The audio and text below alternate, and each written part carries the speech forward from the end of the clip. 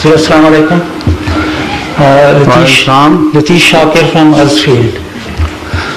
Hazur, Holy Jesus did not preach that he is God, Son of... Please speak into the microphone.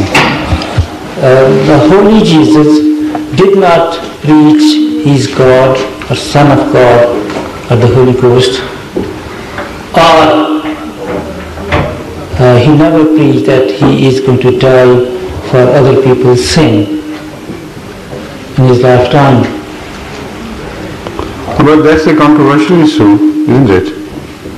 When you say that to Christians of different denominations, they would not agree with you. They would try to find a place where they interpret the saying of Jesus Christ to be this and that and that.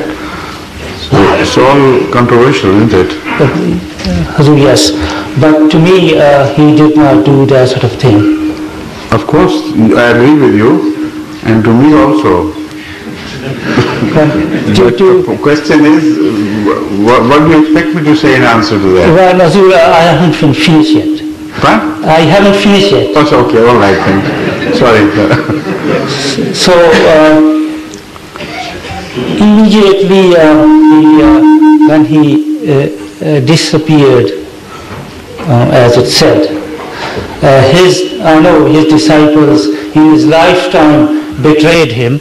The voice cracks, somehow the setting is not proper. It should be, just a minute, Malasa. The problem is that his level is different from the level of microphone, and they try to raise the volume instead of adjusting his mouth to the mouthpiece of the microphone. So the Jesus disciple in his lifetime betrayed him, and after his death, even today, the teaching which Jesus Christ brought, they are betraying him today. So to me, his mission was not completed at all. His mission is to be completed in his second coming. That when he, to me, his second coming has come, and are we going to complete his mission, or his mission is going to be uncompleted, remain uncompleted? Is that a question or an observation? In question. Fact? But I don't take it as a question. I take it as an observation, in fact, which is being given the form of a question. Yes, sir. All right. Is that right? Yes, I agree to that. There's no need to answer. Everybody knows the answer. Yes. Thank you. Assalamu alaikum warahmatullahi wabarakatuh. Farooq Ahmed from Birmingham.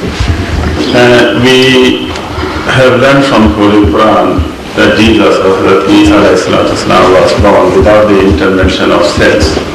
Could you please tell me if there is any such precedent of this very strange phenomenon in the history of mankind?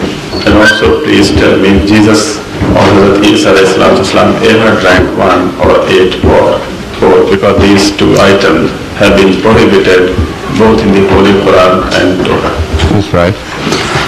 I have carried out some research in that regard, but the problem is that the problem is in fact manifold. I will explain what are the difficulties in the way of carrying out a very genuine, meaningful research in this area. As far as the animal life is concerned, scientists have studied all forms of life, and they have come to the conclusion without controversy that such things can happen in animals and also in the botanical forms of life, that mothers can give, a virgin in animals can give birth to a child without mating with the counterpart, the other sex. So this has been explained in different ways. The hermaphrodites, of course, and there is some other phenomenon known to science. But in human beings, this cannot be ascertained through experimentation. That is one big obstacle. And secondly, all the children which have been born in the past, none of such cases were critically examined by scientists. Even if a poor girl claimed that she was chaste and she had not met a person of the opposite sex and the child was a miraculous birth or whatever it was, that claim was always rejected by the society, and to my knowledge no serious attempt was ever made to ascertain the validity of such a claim scientifically. Again, prior to the last 200 years, science had not yet developed to a degree that such claims could even be put to test, even if they decided to do that. They had no means at their disposal to test such a thing. The only one case which comes to my mind, which was scientifically challenged and also accepted by the scientists as such, was a case in South America, which is widely reported in the world and which was particularly reported in the Indonesian press. So I pursued that further and found that the reporting was correct. A girl gave birth to a girl, and she claimed that she was absolutely chaste and there was no question of her ever meeting any boy. Now her mother knew the big girl and also knew the history of her school going and conned the behavior to meet others and so on, and she was 100% certain that she's right. So this caught the eyes of the journalists, and the issue was raised to such loudness that the news reached America, and the scientists took interest in this, and a team of American experts was sent to that particular country. I don't remember the name, but it's all recorded. And they investigated and they found that the claim was right. And they could also establish how it could happen.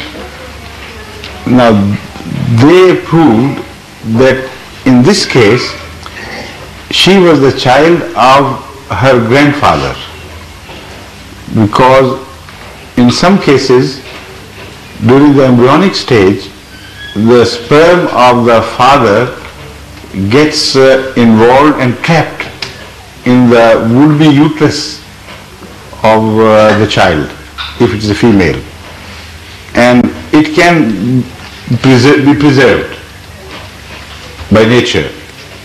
And after a while, then the girl reaches the age of maturity, then it fertilates the ovum, and the result is a virgin birth. But during that study, the way they understood the problem, they claimed that in such cases, the issue has to be feminine always, not a male issue. It has to be a female issue. Now, the way they worked it out, of course I have studied that report, the way they worked it out, their conclusion was right. If what they conceived had happened, then the child had to be a girl. So we have reached that close only. And we have yet to further explore the possibility scientifically of there being a boy born out of such single parent internal fertilization. As far as the possibilities are concerned, there are possibilities. In animal kingdom it happens, and a very well-known system exists where non-sexual birth can take place. So how far it is possible in human beings is still an open issue, but many doctors agree only to the extent that we can't rule it out as